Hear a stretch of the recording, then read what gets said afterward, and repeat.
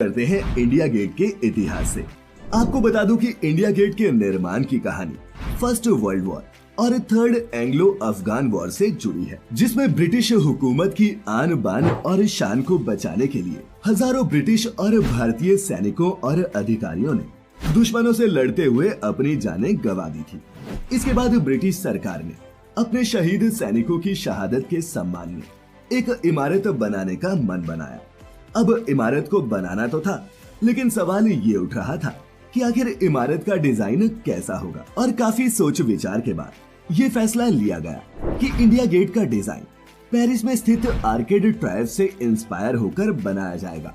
और वो इसलिए क्योंकि आर्केड ट्रायम्फ का निर्माण भी नेपोलियन वॉर में जान गंवाने वाले सैनिकों की याद में ही 1836 में किया गया था। फिर क्या था, डिजाइन का आइडिया भी मिल गया और जगह का चुनाव भी हो गया। 10 फरवरी 1921 को क्वीन विक्टोरिया और प्रिंस एल्बर्ट के बेटे आर्थर ने इंडिया गेट की नींव रखी।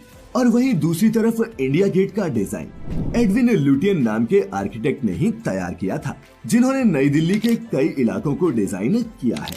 और ऐसे शुरू हुआ भारत के इस ऐतिहासिक धरोहर इंडिया गेट के निर्माण का कार्य। कड़ी मेहनत और इंतजार के करीब करीब 10 सालों बाद आखिरकार 12 फरवरी साल 1931 में इंडिया गेट बनकर तैयार हुआ।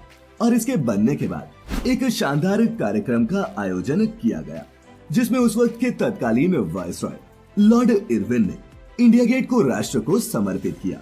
लेकिन दोस्तों, आपको एक और बात बता दें कि शुरुआती दौर में इंडिया गेट का नाम ये नहीं था, बल्कि ऑल इंडिया वॉर मेमोरियल रखा गया था, क्योंकि इसे वीर शहीदों की याद में बनवाया गया था, जिस पर आज भी हजारों जवानों के नाम गुदे हुए हैं। हालांकि बाद में इसका नाम बदलकर इंडिया गेट कर दिया गया। बात करें इसकी ऊंचाई की, तो ये लगभग 42 मीटर ऊंची इमारत है और इसके निर्माण में लाल और पीले रेतीले पत्थरों के साथ ग्रेनाइट का इस्तेमाल किया गया है, जिसकी वजह से ये और भी ज्यादा चमकदार और खूबसूरत लगता है। इमारत के पास में ब्रिटिश सरकार ने किंग जॉर्ज 5 की प्रतिमा का निर्माण भी करवाया था। लेकिन आजादी मिलने के बाद भारत की सरकार ने इंडिया गेट के पास बनी किंग जॉर्ज 5 की मूर्ति को वहां से हटाकर कोरोनेशन पार्क में रखवा दिया, जिसके बाद अब निशानी के तौर पर वहां मूर्ति के ऊपर बनी छतरी ही रह गई है।